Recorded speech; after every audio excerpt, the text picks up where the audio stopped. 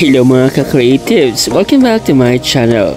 For today's video nga ay nandito tayo ngayon sa Barangay Iwahig, Puerto Princesa City para sa house blessing and wedding anniversary ni Mr. and Mrs. Leproso. A day before the event nga ay nandito na kami sa venue para sa setup na aming gagawin. Maaga pa nga ay naset na namin ng mga flowers na aming gagamitin para sa setup at ngayong gabi naman ay dumating itong mga tents na kailangan nating ayusan.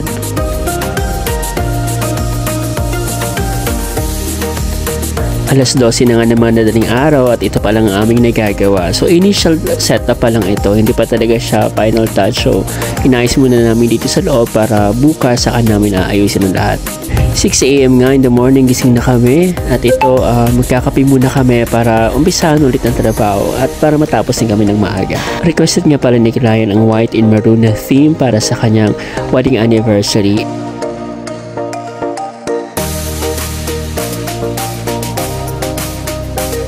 So ito yung final touches ng aming harapan sa aming backdrop and kulang na lang dyan yung ilaw. At syempre shoutout niya pala kay Ate Colleen Stares para sa cutouts ng aming mga litterings na nasa harap.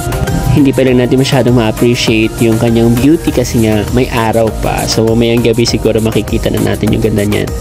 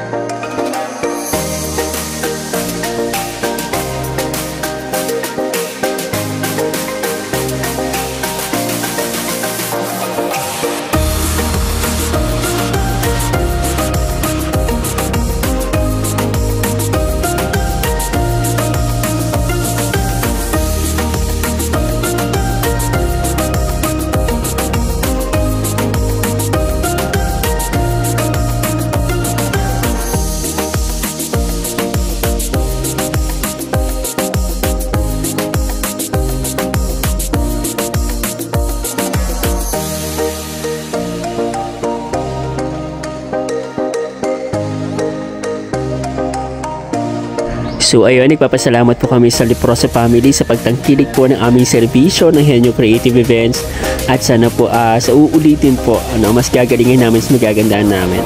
Salamat po sa inyong pagtitiwala at salamat din po at nagustuhan po ninyo ang aming trabaho. At syempre sa ating crew and musicians, sa ating sound system, maraming salamat po. At sa mga kababayan natin na gusto din magpa-setup tulad nito, don't hesitate po na mag-message lang po kayo sa amin. Maraming salamat po.